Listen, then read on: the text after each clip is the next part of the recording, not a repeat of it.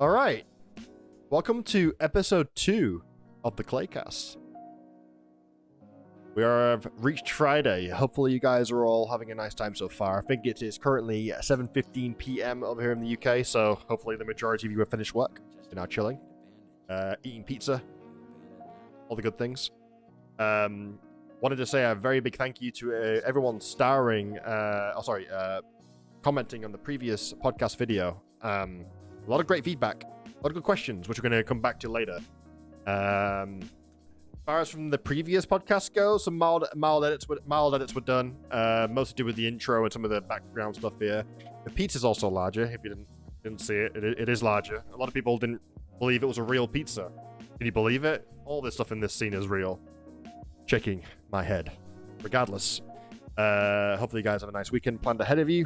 Today we're going to talk about a few different things. I did plan originally to talk about 12.8, which was supposed to have released Wednesday. I would have given it a good few days, and then we would have talked about it today on stream, but of course, didn't work out.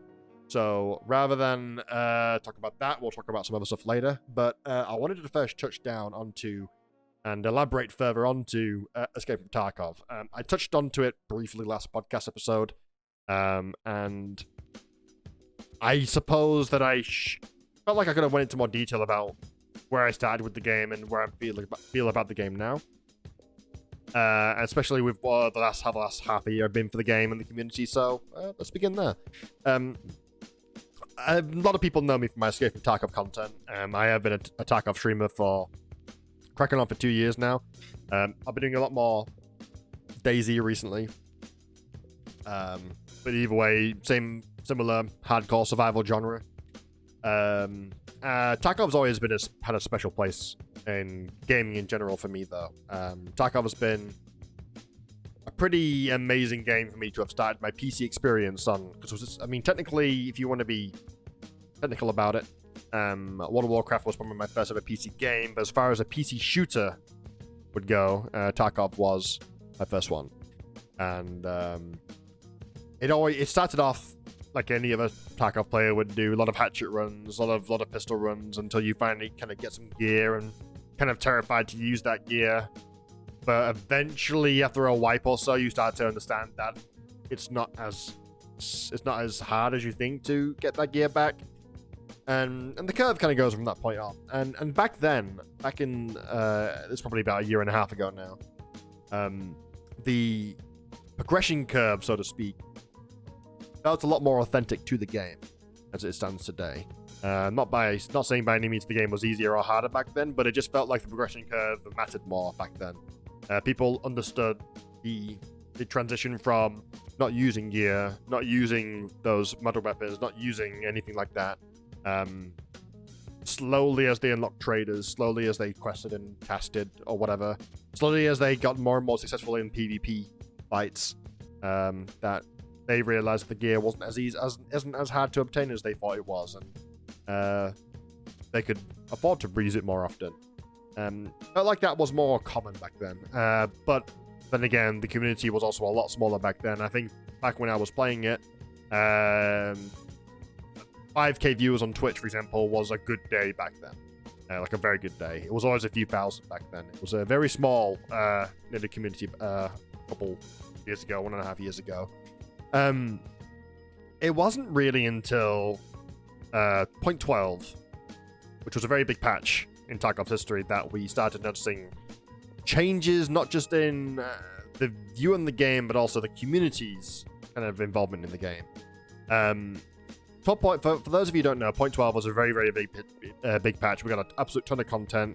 We've got the very great, well-designed map called Reserve, Glukar and his boys that came with that, and a lot of great features that came along with that too. But it also brought along the Twitch Drops event, which the majority of us look back on with some kind of grimace or just like a little bit of a sour opinion on. This wasn't anything to do with Battlestate making a bad decision, so to speak, but the attention that Twitch Drops brought to the game was a lot more than anybody expected. We had server issues daily for weeks, nearly months on end. We had issues in the game that they couldn't get around to doing. addressing rather. So Battlestate had their hands full. They did have their hands full and more. The game had blown up in a way that just nobody, especially then, didn't expect. Twitch drops was very, very good for the game, but also detrimental to the game's stability and kind of betrayal to anyone new to the game. You know, like when someone comes to you and tells you that this game is great, and you play it, and there's server issues and crashes, disconnects, and yada yada yada. You don't see the goodness of that game at least as quickly as you would do if the game was more stable. That goes without saying for any game, really. It also brought along a huge influx of cheaters. Obviously, with any attention comes some negative attention, and cheaters piled into this. We saw more and more cheaters than ever before as the months ticked on, and they picked up on something that was very easily exploitable, at least back then, and that was the flea market. The flea market back then was sort of newish, kind of still in its its infancy almost, and cheaters picked up on this flea market system as being very, very exploitable, and this is where the real money transaction, the RMT problem, came into play. Now, for those of you who don't know what RMT or real money transactions is, think of a microtransaction in any game for a loot box or whatever. But think about it falling outside the terms of service. It's not allowed in the game. It's not permitted in the game. People who partake in it will be banned from the game. It's basically unsanctioned transactions between the sellers and the community without the actual game developers go. You know, this shouldn't be happening, basically. And with how the flea market was working back then and how hugely exploitable it was back then, this turned into a very lucrative business very quickly. And Battlestate picked up on this quick enough, and they more or less introduced a bunch of pretty hefty changes tailored mostly to tackling RMTers in general. That could be the cheaters who are farming rubles for the RMT sites, or the players who are engaging in buying from these sites. They really cracked down on it, and it was a big fight against cheaters. I think to this day, Battlestate have stated that a third of their overall resources are still going towards communicating and working with BattleEye, which is their anti-cheat software, and fighting against the cheater problem, which isn't nearly as bad as it used to be. It's a lot. They've got a much better hand on the situation right now. But a lot of these changes came by, and one particular one which split the community in half was the ping locking mechanic. What this means is, and Tarkov is by no means the first game to have this feature. Many of us have it. If your ping in raid MS will go above a certain limit for a certain amount of time, the server will identify that, pick up on it, and boot you from the game. The reason why this was introduced because there are a lot of the cheaters and RMTers that Battlestate at least told us were from China, were from Asia for the most part. And comparing the server distance to that country, at least the majority of the EU servers, they decided that they could make the most out of their higher MS distance away and ping, yada yada yada. I'm throwing these words around and I'm getting confused. But yeah, they took advantage of that and they introduced the ping locking system, which means that not nearly as many Chinese farmers, cheaters could access the servers, at least consistently. So that was good. That was a good positive change. It did bring, however, a lot of complaints because there are plenty of server clusters out there in the Tarkov kind of server network which can't accommodate hardly other servers. An example could be Australia. Australians, with this ping limit, can't play with anyone outside Australia hardly. Another example could be down in South America, in Brazil. There's a very small amount of server clusters down there, and they're kind of limited to there too. At least if they can access servers, their ping's going to be high enough to kind of go against them. So whilst Battlestate have acknowledged this and said that they're going to be working on newer server clusters that could, in turn, compensate for this kind of distance and this limitation on who you play with. They're going to be introducing those whenever. We haven't got any word on them yet, unfortunately, and that was about 6 months ago, but COVID. COVID happened. So this brought a big divide in the community because a lot of people used to like to play with their friends from across seas or in a different zone, whatever. And it really impacted a lot of streamers too. A lot of streamers, including myself, suddenly we had to plan around who would invite who and what servers have you selected. Has the server cluster you selected, is it distance away from my own? It brought a lot of complications in just having to invite your buddy, play with them, and then move on. Which was really unfortunate because as someone who lives in the UK, I have a lot more freedom in where I pick my servers and who I play with. For example, I can pretty much play with nearly everyone from the EU or in Russia in decent ping, and I can even play with people from NA East. But there are people out there who just completely got isolated. Another example was a very good friend of mine. One of, in my opinion, the best Tarkov player in the field right now, and an amazing streamer, great dude in general. Ghost Freak, more accurately, Ghost Freak 66 on Twitch. He works down in South Africa, and due to COVID happening, he could not get back home in the time he wanted to. And there's like one server he can play down there, which means that a lot of the time when he plays that server, it's extremely easy to stream snipe him. And because he's a streamer with about 400 plus average viewers, and he's also very, very famous for being a very good player, it gives way to a lot of, unfortunately, a lot of scumbags trying to stream snipe him.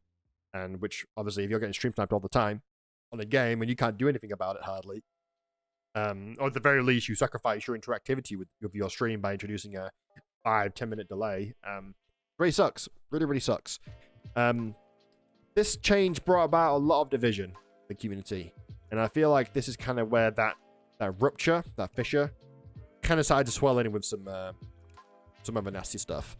And I'll elaborate on this further with the Chad versus Rat original meme that has now turned into apparently a golden standard for any Tarkov player out there. The Chad versus Rat meme, I'm not entirely sure where it originated from. Not is it necessarily important. All I do know is that it essentially is started off as a meme as comparing to an example of a Chad could be this guy who's extremely geared, very aggressive, holds the W key down and just pushes any PvP he can hear or get his hands on, or her, either or. And the Rat is someone who would play arguably extremely slow or still, and they would hide and either wait for the PvP to cross and finish and then they continue, or they'd sneak around and try to ambush players. And that seemed to have been the general attachment to either of these roles. It was a meme to start off with. A lot of us humored it. None of us really took it seriously back then. But then, as the months went on, and I think that more content creators kind of got involved in the meme, an unfortunate side effect happened, which kind of, in my opinion at least, kind of spiraled the community into a bit of an identity crisis. All of a sudden, it mattered what you were. It mattered whether or not you were a Chad or a Rat.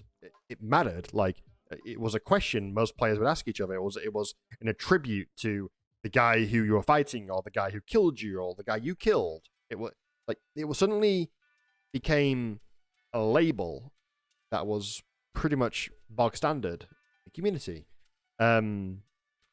This doesn't sound as much of a bad thing, but it did further widen the division in the community that had already been kind of split back then.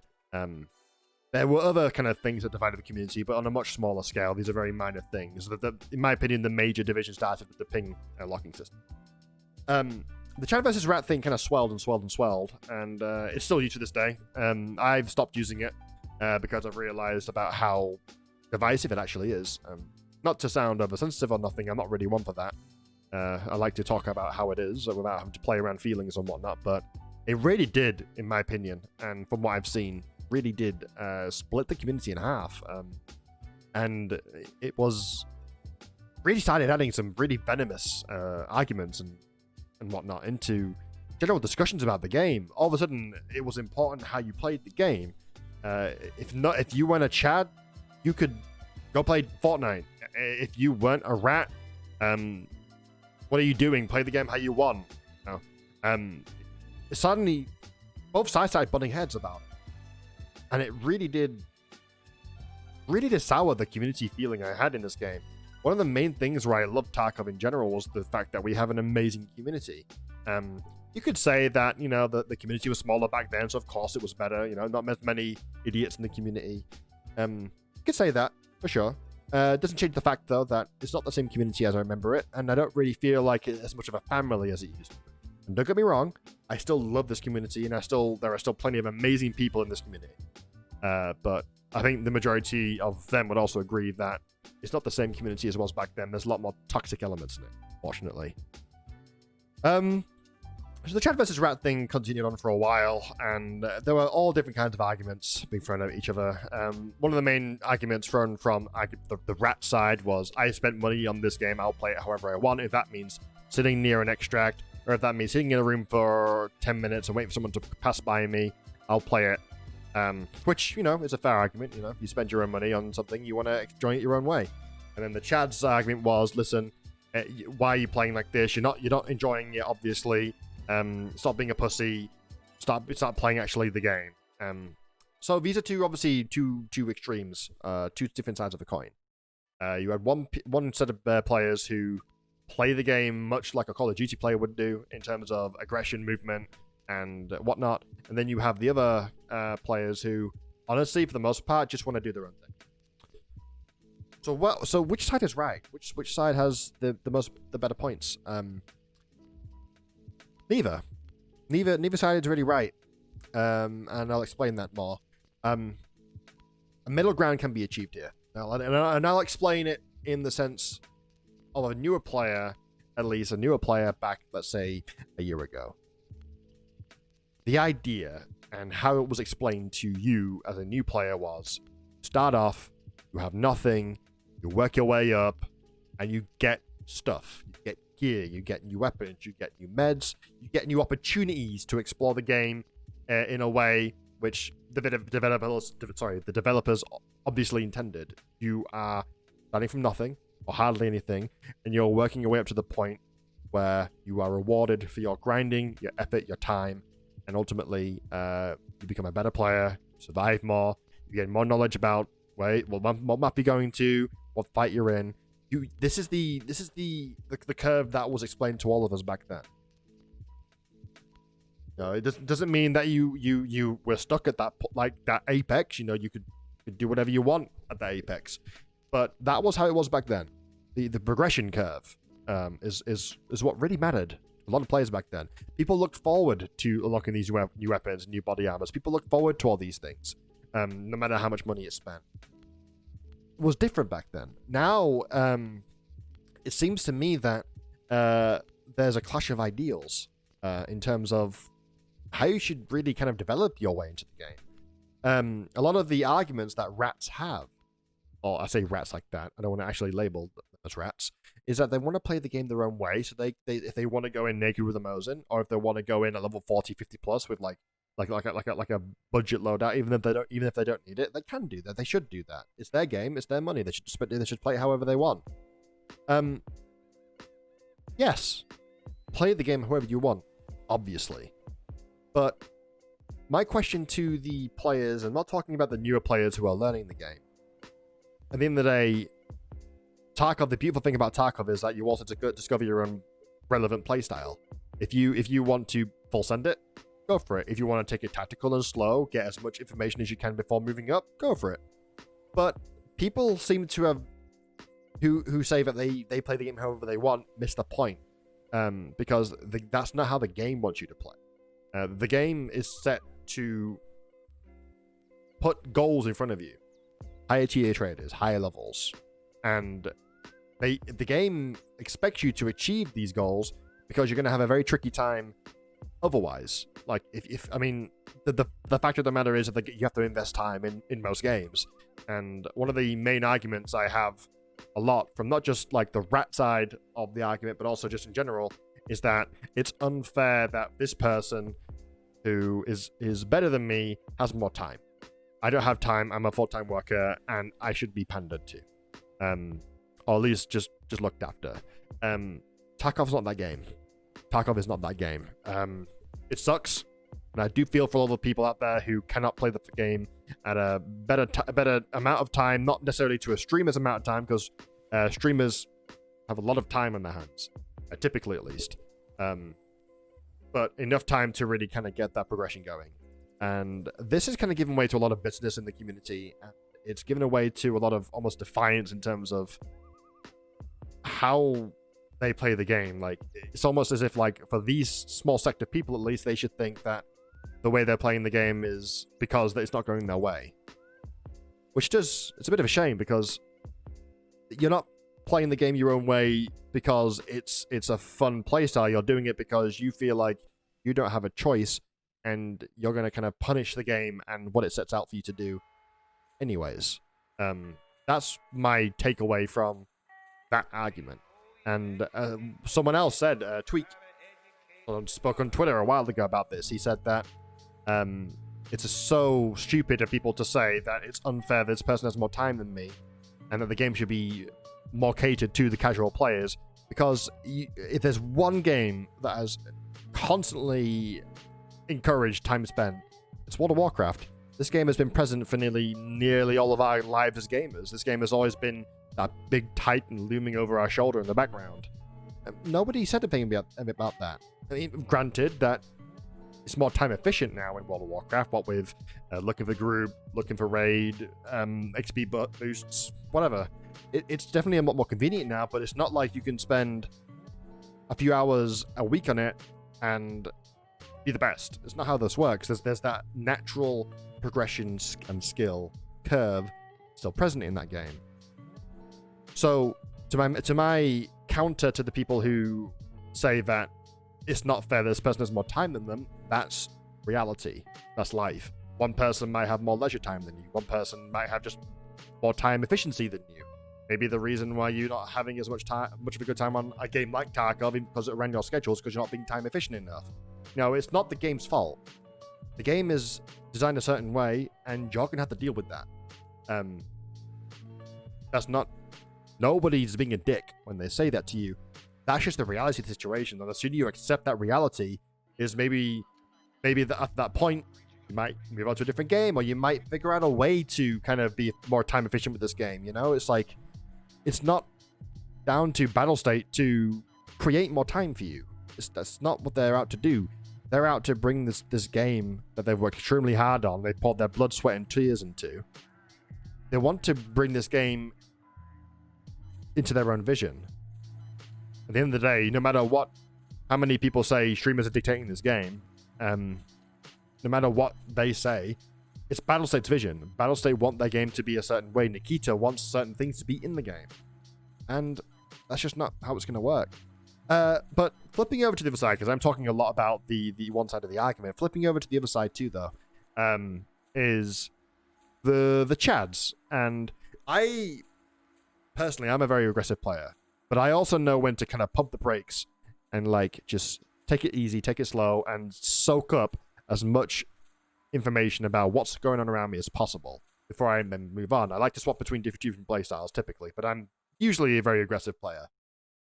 The Chad mindset is push, push, push, and push again, and then just kill everything. Now, Tarkov isn't a game, in my opinion, where aggression should be necessarily rewarded all the time, but that's just how it is. You know, the arguments about Pika's advantage and yada yada yada, that's all been made already. We're not going to go too into that. But typically, aggressive players have an edge over the player, let's say, for example, who's just holding an angle or holding a corner after being engaged. But if you are not full sending it, for a lot of these Chads out there, you are not full sending it every single fight. If you're not moving up to your enemy rather than backing up and being smart about it, you're a rat. You're a bad player. You're a trash player. And not to mention, too, that Chads typically have the mindset of, let's say, for example, if they're running around Resort on Shoreline and they get killed by someone who's sitting in a room, that person is immediately camping in that room. That person is immediately a rat. That person is immediately a shit player. Yet, what they probably don't realize is that this person was probably looting and then heard them and was just holding for a second to see what they did. That's the mindsets from both ends. They're both equally bolted arguments that were built on some kind of kernel of logic, like solid logic. In my opinion, the kernels from the rat side is, I want to play the game however I want, but I'm gonna play the game at my own pace, and I'm gonna kind of progress at my own pace. Whereas the Chads are like, the kernel on their side is, okay, you've done all this, you've progressed. It's time to then step up your game. It's time to kind of like, if you desire to be better at the game, it's time to take that extra step and become more hardcore about it. I feel like that was originally the two sides of the argument that spiraled out of control. Which sucks, because both sides have semblances of, and the beauty of this is that you can play the game in either way, and it's viable. I hate to say it, but someone sitting in a bush in a high popular area, they don't engage anyone until the next person comes by, that's viable. It's not successful all the time. If anything, it's got a lower success rate than someone moving around at full speed, but that's the beautiful thing about Tarkov, is that you can approach the game in your own way. Every fight is unique most of the time. Even if you've fought in the same location 20 times in a row, the fight is still unique because you're up against a unique player, you're up against either that or a team, you're up against a different kind of set of rules and advantages and disadvantages. That's the beautiful thing about Tarkov. You're spinning the wheel, or you're throwing your ball in the roulette. You don't know what's gonna happen. Or you could just die to desync. That, all that aside.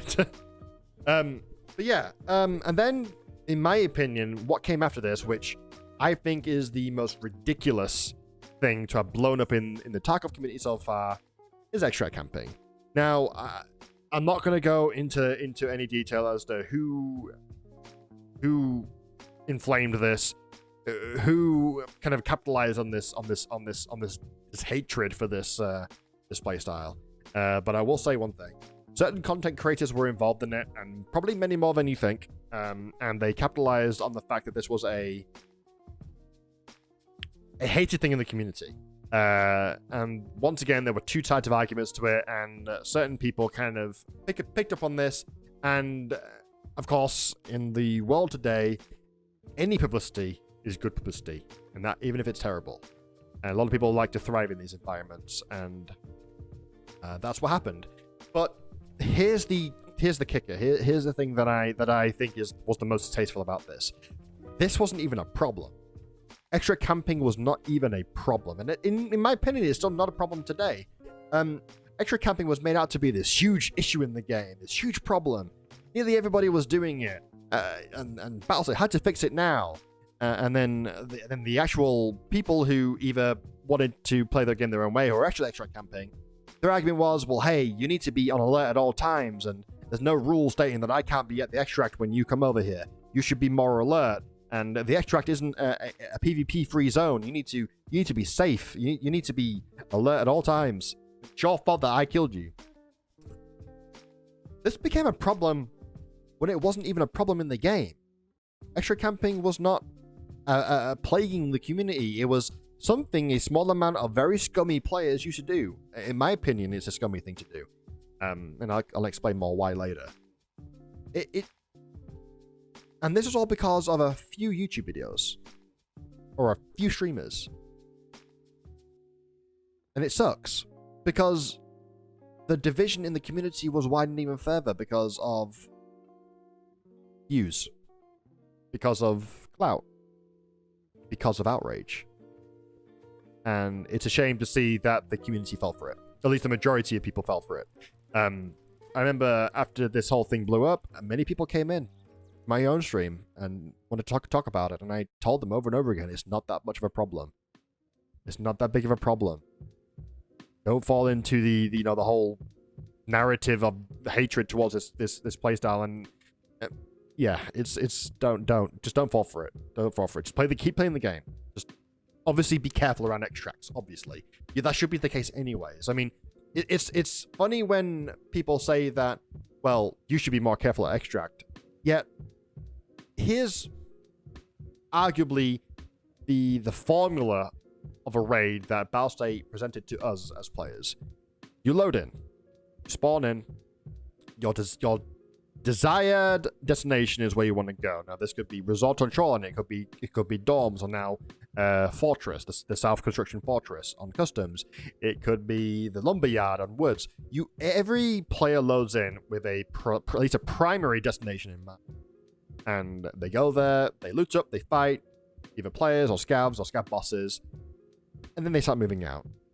And then when they reach the very end of their raid, after all their hard work, after all their smart players, their smart ideas, and even if they are still being careful around their zones, they're not loosened up and relaxed yet. These players who not necessarily deserve it, but they put a lot more work into it than compared to the extract camper. It doesn't matter. This extract camper has the advantage, and if they're a good enough shot, or if they are, or at least if at the very least they have good enough ammo, it's over. It's over for them. Now, why is this hated? If you don't believe that is enough reason for it to be hated, it's because extra campers completely subvert the point of loading into a raid. The point of to load into a raid, and this is literally like encouraged by also tasks too, is to go to a certain point, achieve an objective, whether it's for a task or for a personal objective, and then leave. And the extracts are there not as a save zone, but just as a means of getting out of the raid after you're done. Now, a regular player would that's how it would go for a regular player. For a expo camper, they spawn in, they move towards an extract or near an extract, and they stay there. Doesn't sound like the usual formula, does it? Doesn't at all. Doesn't at all. And that's probably the reason why a lot of people dislike it, because it's not only subverting the expectations of a raid, it's also almost to a degree disrespectful to that. At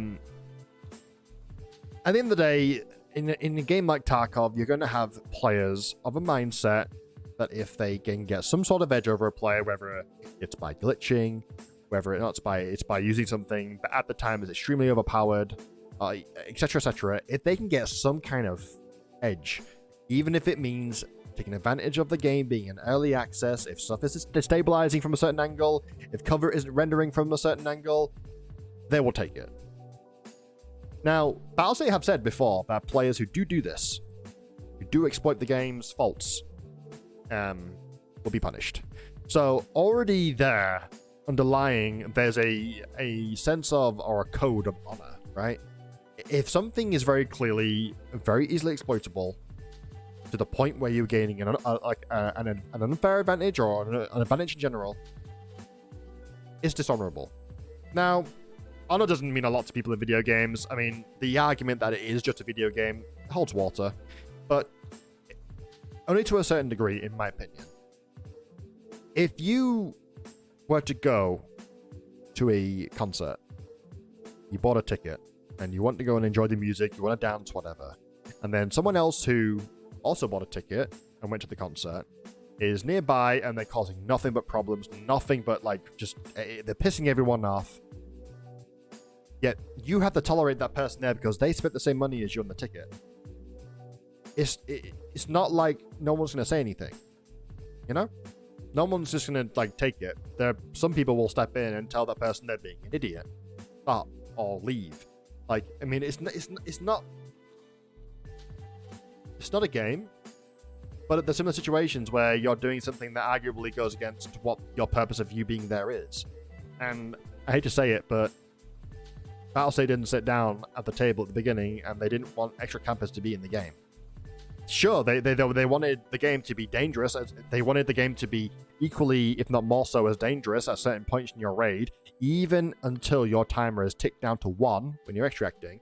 They wanted the game to be dangerous, fine, but the extra camping playstyle can't be considered a playstyle because you're not playing the game. A lot of the times, what a lot of people do, at least from what their testimonies are on the playstyle, is that they sit and extract and they go AFK until they hear something or if they see something. Put it in their other monitor. Put a fucking, I don't know, some Netflix on or whatever, or some porn or whatever they decide to do. You can't call a playstyle when you're not actually playing the game. And the arguments put forward to defend extra camping in general has been pretty weak. Just because you can do something doesn't mean you should do it. That's a very dangerous. Actually, you know what? In my opinion, that's a very dangerous mindset to have.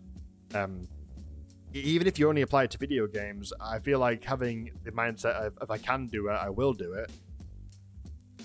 It leads to some dangerous other kind of developments. We're not going too deep into that though, but I'm just saying that it's a very toxic mindset, is what I'm saying. So my opinions on extra camping aside, it's not a problem in the community. It still isn't a problem. People do it, but it's not a problem. And we're likely going to be seeing it more so in the future, but it's still not a problem if it's happening every single raid, if it is happening at any extract you go to, if it's consistently over the course of several months. Yes, we can call it a problem then, but it's not, and this never has been. Extra camping has never reached the point of a genuine problem to be discussed in the game. It hasn't. And Battlestate know this. That's why they haven't really talked about it much, because it's not a problem. But certain content creators and certain involvements have inflated it to the point. So where am I going with all this? Why am I talking about a lot of the division in the community right now?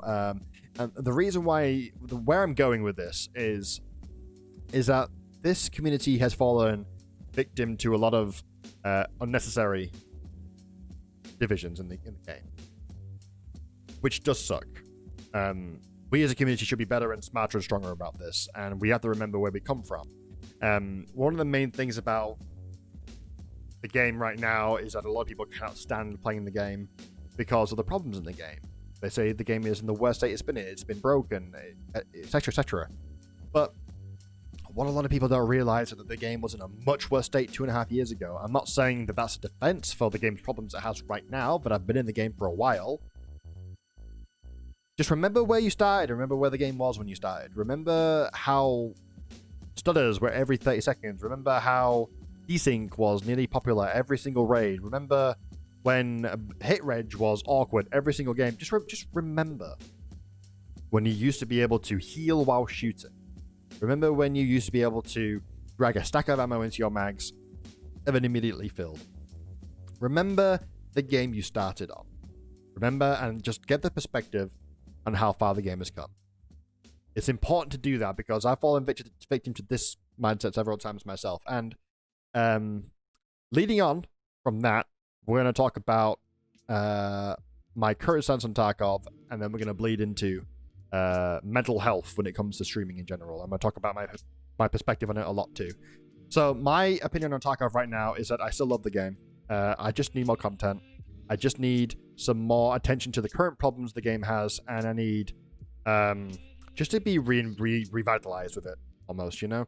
I'm taking a break from it, not because I don't like the game anymore, it's because I don't want to completely lose the spark I have for the game. That's how much I enjoy Tarkov. Obviously, as a streamer who does mostly do Tarkov, I have a certain obligation to play Tarkov in terms of growth and monetary reasons, but ultimately, I don't want to be a streamer known to be banned by numbers. I want to be a streamer known for cultivating a good, positive community and a fair community, and ultimately some place you can come and kick your feet up into. So, yeah, I still love Tarkov. I'm just waiting for more stuff for it, basically. So, moving on to the next topic, mental health when it comes to streaming. It's easy to think that streamers have a good time with it. You know, they're not working the same usual intense jobs that you would get in the the world out there. All you're doing is sitting down and either playing video games or talking or whatever you're doing. Why is the mental health element of a streamer important for everyone to consider? Me personally, a lot of isolation comes with streaming, and I'm not saying that in the sense that you are alone completely. You have your friends made via streaming and then your IRL friends, etc.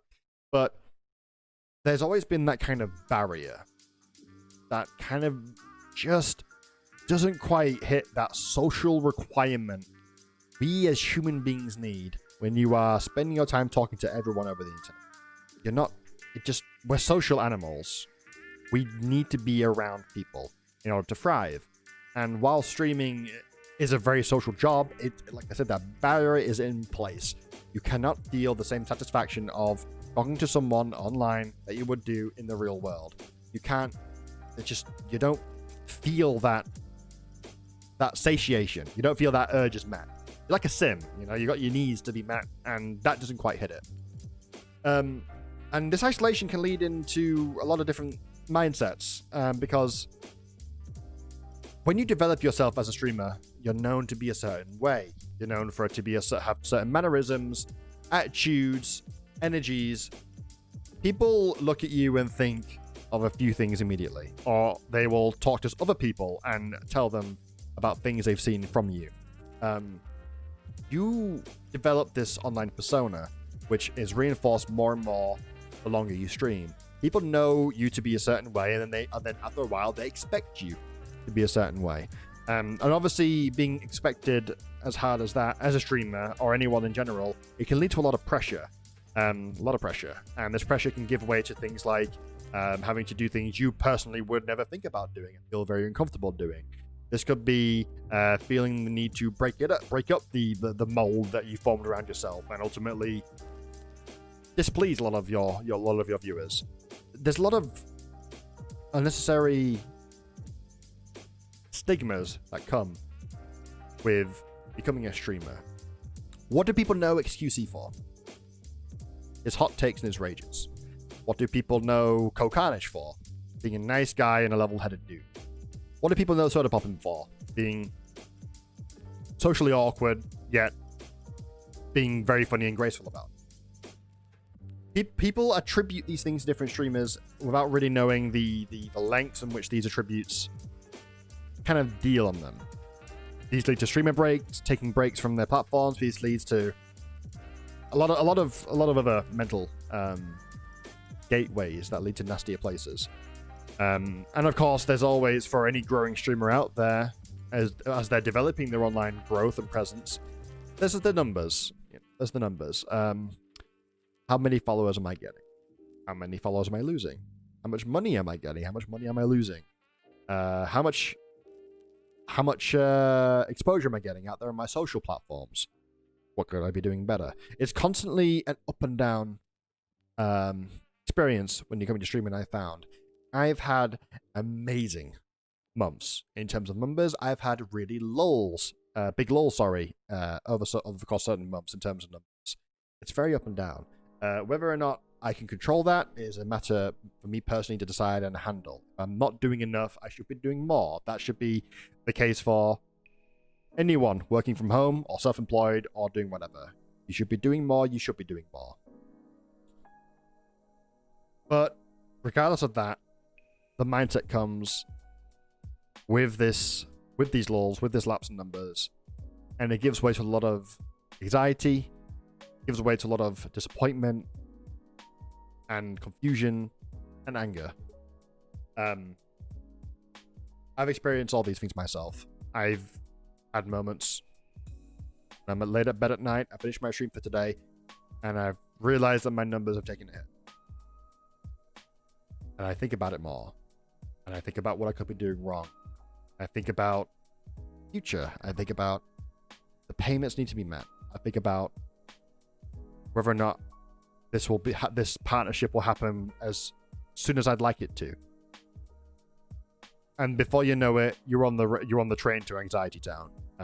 You are overthinking everything. I've had quite a few of these little episodes myself. I have a history of depression. I have a history of really bad anxiety, and no matter how bright my disposition is now, these things still can creep up on me, and they do for anyone else too. These are beasts that sleep after you kind of deal with them, and they wake up and claw back at you with a vengeance. Sucks. It really does suck. A lot of mental things to come with streaming, and it's not easy. Unfortunately, over the course of the last 5 to 6 months, we've had a lot of suicides. Some very prominent members of Twitch, some smaller, lesser-known people, but still very important people in smaller communities. And this obviously has a factor to play in terms of the COVID crisis we're going through right now. But what to take away from all this? Streamers are people.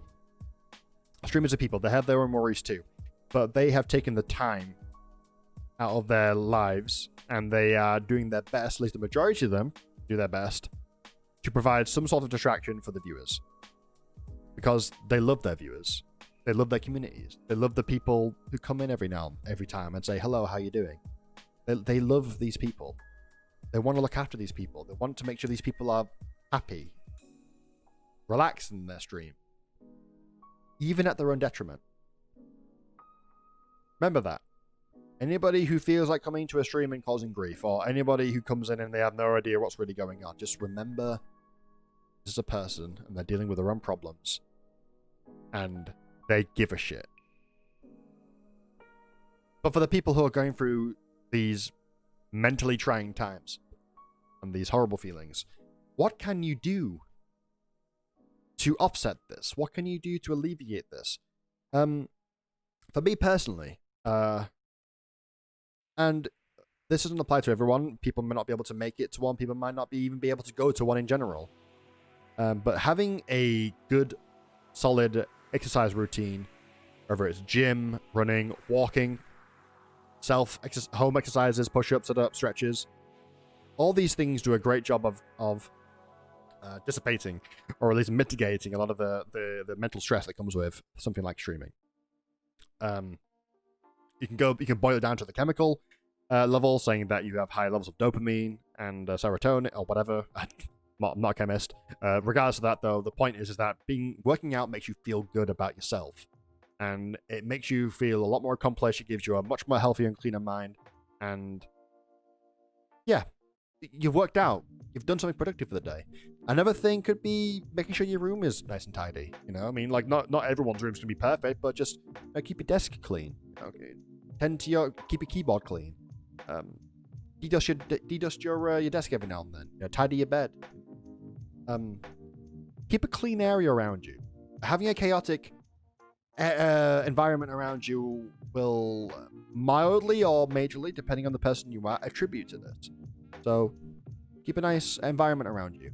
And obviously, speaking of nice environments, keep good people in your lives. Keep people that you know are good, honest, morally integral people to you. Don't hang around in toxic environments. Don't just do anything you can to make sure that you are making your life as clean as possible. You know, it's not going to be perfect. It's very hard to achieve all these different things, and you know, a lot of these things take a great deal of willpower. But it works. It genuinely does work. I'm a living example of this. If you suspect that someone isn't good for you, take them out of your life, just like that. Block them. Stop talking to them. You have no obligation. Zero obligation. Get these toxic, terrible people in your lives. You have no obligation. And it might be a hassle, but over the course of my time streaming, and even before then, I've learned to really have a low tolerance policy for people who are very obviously not nice people. I don't come on the internet, and I especially don't stream to deal with idiots. That's not how I want to do these things. So control your environment too, especially what I'm saying, but not to the point where you're dictating how everyone should behave. Just identify the people who are obviously trolls, or they're being racist or whatever in chat. Just identify the people who are obviously going to cause problems for you. Not just in your chat, but as friends too, and remove them from your lives, because at the end of the day, ultimately, you're number one in your life. A lot of people struggle to accept this, but you are. You are the most important person in your life, because without you, there is no you. If that makes sense. My point is, look after yourself. Yeah. Obviously, there are different things you can do too. In terms of diet. In terms of getting out and actually getting some genuine socializing in, which is obviously difficult for people who don't have as wide social circles, or obviously because of COVID, naturally. But any kind of socializing will just take that itch away, you know. And of course, this goes without saying too. If you are experiencing a lot of darkness in your mental health, if you're feeling things or thinking things that you shouldn't be feeling or thinking, I would very much implore you to seek out a doctor, psychologist. Help is out there for you. A lot of people, going back to the unfortunate lives taken, they took it because they felt alone. Being completely off, feeling completely lonely is the worst thing for a human being. Completely the worst thing. And that's rock bottom for a lot of people. Just having no one in your life, that's rock bottom. And you have to understand that you are never truly alone. Not in these days. Not in these days. You're never truly alone. Even if it's someone you don't know very well enough. That person could be the difference between you thinking about doing something terrible and understanding that you're not in as much of a bad position as you are in. Remember, there's always help out there. You always have somebody. Never feel alone. Seek help. If you feel like you're in too deep, it will help. And you're not weak for feeling like that. Especially not during these times where everyone is expected to lock themselves up and stay away from people. You're not weak for thinking this. You're not weak for feeling that this is you being a human being. This is hardwired into your brain. And the sooner you accept that, and the sooner that you understand that the situation isn't as bad as you think it is, then you can move on. An example of this is the other day. My mum received a very big debt she had to pay, which is over 10 years old. It was sprung on us, and they didn't even negotiate a payment plan with her. They just went over her head, straight to her disability allowance, which is her only source of income, and took money out of that per month.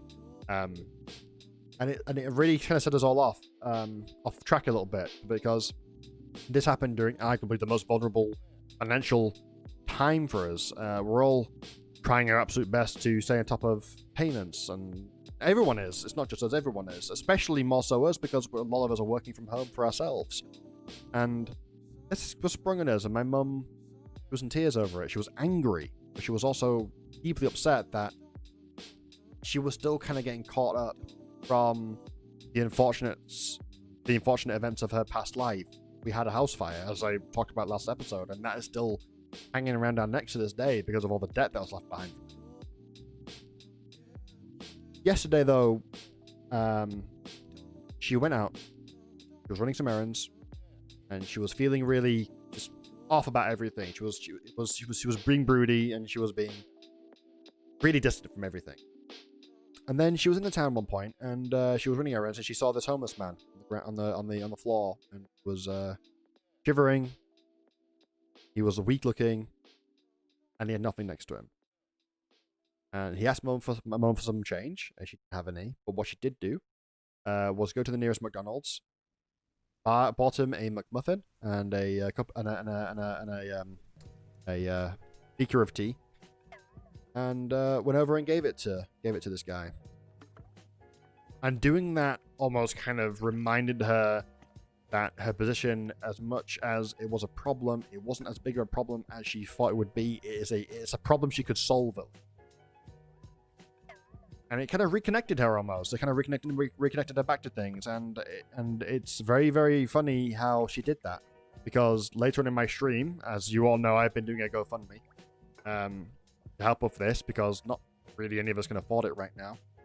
On the same day this happened, later during my stream, Slush Puppy, one of the biggest faces in the Tarkov community and an amazing streamer, content creator, and guy in general, also belongs to the same team as Pestily and Ghost Freak, came in and dropped £300 for my mum. And then right after that, one of my viewers, Doomsday, FC Doomsday, dropped another 100 right after. So within a matter of 10 minutes, £400 was in my mum's bank account.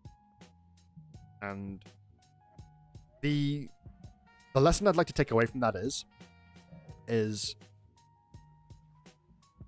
don't do something nice for the reward. Do something nice knowing that in some way, big or small, that niceness will return to you in one form or another.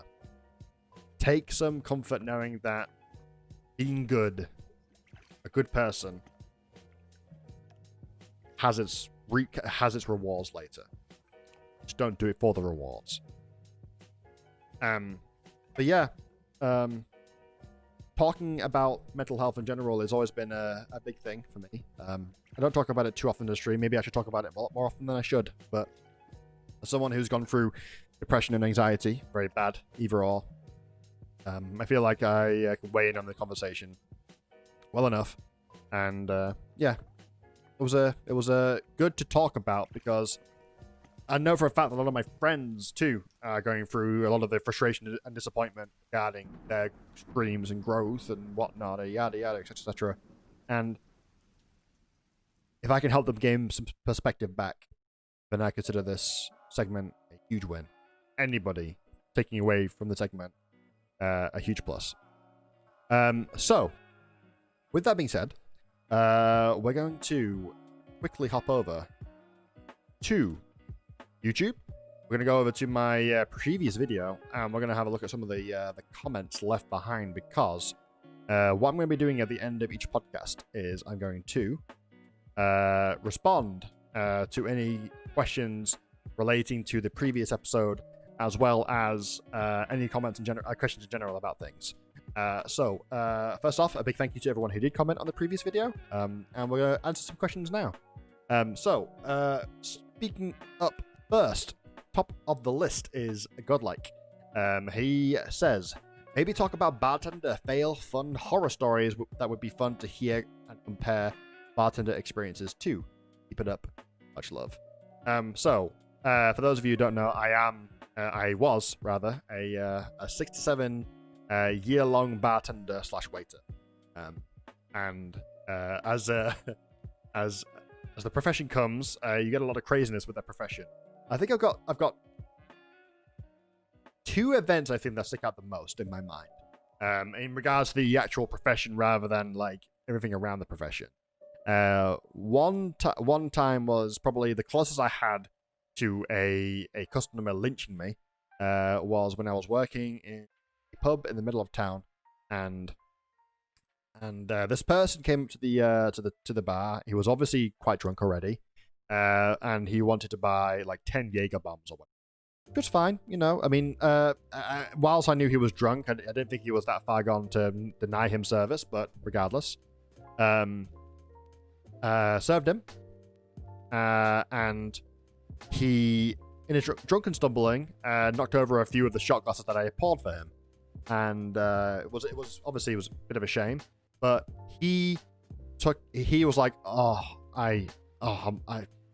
can I just get that back, please? I'm like, nah, mate, you have to pay extra for it because you spilt it yourself. And he just would not accept this. He was like, no, mate, I haven't paid for it yet. Like, come on. Like he was being very cussy about it too. And eventually, like, after telling him, no, you have to pay for it. You spilt it yourself. I did not spill it. That's on you.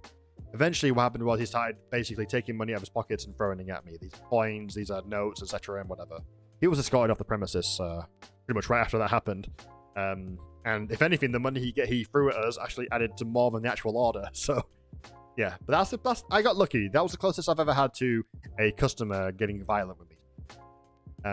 The most impactful memory I have when I used to work in another pub opposite end of town. And this pub was quite known for being very LGBTQ friendly. A lot of the LGBT come by, and they felt a lot more at home there. And I'm gonna say one thing: those guys know how to party. They know how to have a good night. One especially memorable night, at least, much to my mental detriment, was when I was working in a closed and it was very late, and the pub was technically open past hours, so still hours, but I was closing. I couldn't do anything about that. But everybody else was still kind of like partying and whatnot. And then I remember kind of just busying up behind the bar and wrapping up. And then all of a sudden I remember I looked away. Everyone was dancing. And when I looked back, all of a sudden, nearly everybody had their clothes off. And most of them dudes, better than mine. Most of them dudes. And yeah, that was a very interesting night to close a pub. Very, very interesting. Moving on. Right, so with that question out the way and done with, Rebecca Smith with the next question. Honestly, I'd love to hear what you think were good additions to Tarkov, and of course, the bad additions to Tarkov.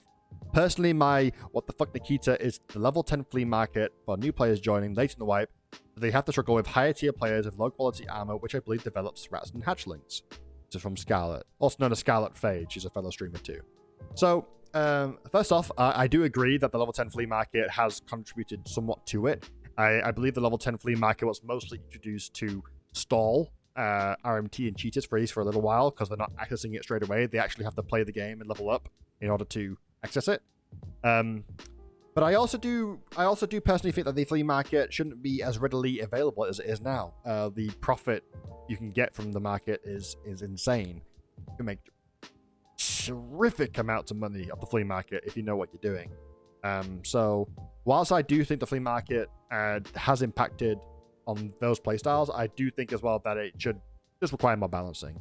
As far as good additions to Tarkov go, the two main things I've been loving recently, surgical kits have been a godsend for me. The amount of raids I'd load into, and the first player or scav I'd run into would like either take an arm or a leg, and then I'm screwed for the rest of the raid. I think surgical kits have been absolutely one of the best things they could have added to this game. They really have been, amazing. Another thing I've been really enjoying using too is the 7.3.1 rounds for 9x19 calibers. It's basically 5.5A1 for 9x19, which is a very high pen round. And I've really enjoyed using some cool SMGs again. Every time I'd run AP63, which is the second best ammo in the caliber, they're fun weapons to use, but I'd always find that they just didn't kill those juicy guys who are using 995 or a Golnik or 61 or 62 or whatever quick enough. With 7.31, it seems like the time to kill is a lot shorter, and I'm really, really enjoying it. Two things I really enjoyed added to the game so far. Very much so. And that is pretty much it. Actually, no, sorry, one more question. DX Nolt says, amazing idea, Clay, I think, about the podcast. Are we going to see any other people on the ClayCast? So, I do want to bring people on to the ClayCast. We're getting some more, like, screens designed and whatnot for the ClayCast, so that it'll look a lot more professional. But I do want to bring people on. I'm just going to give it maybe 1 or 2 more episodes, develop my style a little bit, and kind of wrinkle out a lot of the kind of the scuffed parts of the podcast. And then we're going to bring on people and either talk about them a little bit or just shoot the shit and talk about whatever. And one last comment from I probably play PC. I don't think that pizza is real. Well, I'm sorry that you're that ignorant. That pizza is very much real. You just need faith. And looking everything, we've been chattering on for about a little under an hour now. I think that we're gonna leave it there. I think we'll leave it there. I think the main introduction episode was about 45 minutes long, so I'm not too sure how long. I think we've reached a little over 50 now, but the episode would have been longer, but like I said, 12.8 didn't hit, so I don't really have a ton to talk about that I want to talk about.